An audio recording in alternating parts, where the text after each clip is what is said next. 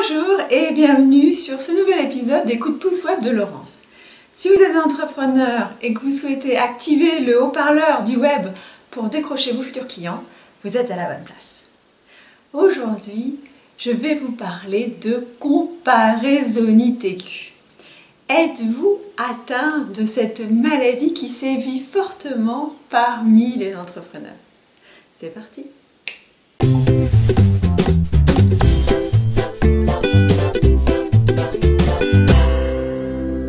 Alors la comparaisonite aiguë, qu'est-ce que c'est? La comparaisonite, c'est le terme que j'emploie pour exprimer cette tendance que nous avons tous de nous comparer systématiquement à nos concurrents et à notre entourage. La comparaisonite, c'est quand on se retrouve totalement figé par cette comparaison avec les autres. C'est vrai qu'aujourd'hui, avec le web, vous pouvez très facilement, en un clic, voir, découvrir ce que font vos concurrents.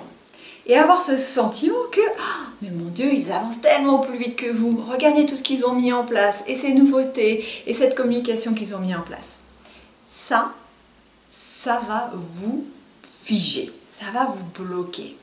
Beaucoup de mes clients passent par cette phase de comparaisonite, et moi aussi, de temps en temps, j'ai des pics de comparaisonite aiguë. Comment vous soigner? Tout simplement en arrêtant de regarder ce que font les autres.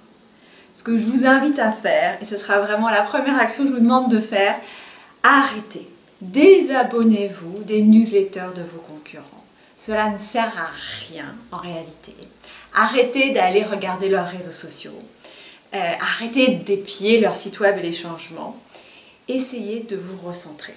Donc c'est ce que je fais. Donc je connais très peu finalement aujourd'hui ma concurrence. Et très souvent on me demande tu connais telle ou telle personne? Eh ben non. Parce que mon objectif, c'est de me recentrer sur mes tripes et ce que j'ai à apporter à mes clients et de ne pas me retrouver figée par toutes ces avancées que font les autres. Le deuxième élément que je voulais partager avec vous, c'est que tout ce qu'on voit sur le web n'est parfois qu'un mirage ou qu'une partie de l'iceberg. Donc en regardant les autres, vous allez voir effectivement toute leur réussite, mais est-ce qu'ils vont partager sur leurs échecs? Rarement. C'est pas le jeu quelque part. Donc, essayez de prendre du recul là-dessus. Les échecs ne sont pas visibles, ils ne partagent que leur réussite. C'est la même chose pour vous.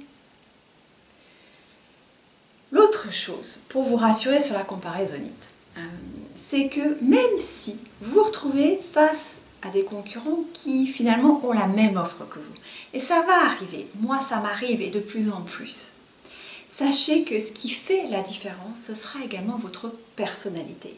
Et ça, personne ne peut la copier.